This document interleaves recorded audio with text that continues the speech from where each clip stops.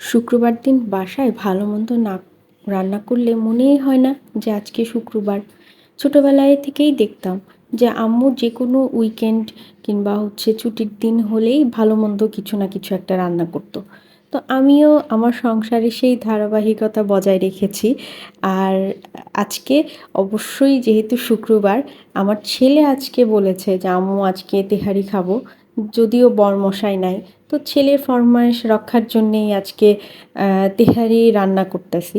যদিও আমি খুব বাসায় যা কিছু ছিল সেগুলো দিয়েই রান্না করে ফেলেছি, তবে চিন্তা করেছি আজকে সরিষার তেল দিয়ে তেহারিটা রান্না করব। তো এজন্যে আমি মাংস নিয়ে নিয়েছি এবং মাংসের ভিতরে পেঁয়াজ, লবণ পরিমাণ মতন, আদা বাটা, রসুন বাটা, অল্প জয়ফল জয়ত্রীর গুঁড়া এবং হলুদ ছাড়া গুঁড়া মরিচ যেগুলো আছে, ধনিয়া, জিরা গুঁড়া, মরিচের গুঁড়া সব দিয়ে মাখিয়ে নিয়েছি। সাথে টক দই দিয়েছি এবং 1 চামচ গুঁড়া দুধ দিয়েছি। মাখিয়ে নিয়ে তারপরে যেই কড়াইটাতে রান্না করব আমি, সেই কড়াইয়ে প্রথমে আলু ভেজে নিয়েছি সরিষার তেলে। আলুটা আমি কেউ যদি স্কিপ করতে চান করতে পারেন, তবে আমার খুব আলু পছন্দ। বিরিয়ানি কিংবা তেহারির ভিতরে আলু হলে খারাপ হয় না। তো আমি আলুটা ভেজে নিয়েছি, তারপরে এর ভিতরে দিয়ে দিয়েছি পেঁয়াজ। পেঁয়াজটা একটু ব্রাউন হয়ে আসার পরে ওই যে মাখিয়ে ম্যারিনেট করে রেখেছিলাম ওই মাংসটা দিয়ে দিয়েছি এবং ভালো করে কষিয়ে এর ভিতরে আলুটা দিয়ে দিয়েছিলাম এবং ভালো করে যখন সিদ্ধ হয়ে গেছে তখন নামিয়ে রেখেছি এবং বাকি যেই মশলাটা ছিল সেটার ভিতরে চাল দিয়ে দিয়েছি। আমি 2 পট চাল নিয়েছি।